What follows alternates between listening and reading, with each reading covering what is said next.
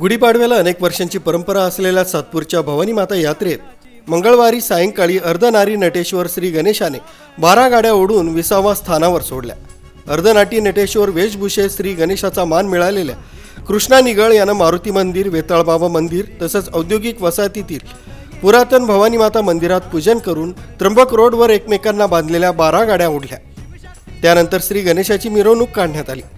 यात्रेसाठी शांताराम निगळ, यात्रोत्सव समितीचे अध्यक्ष गोकुळ निगळ, उपाध्यक्ष दादा निगळ, दिलीप बंधुरे, कार्याध्यक्ष सुनील मौले आदींनी परिश्रम घेतले। किरण आहेर, न्यूज टुडे, सातपूर।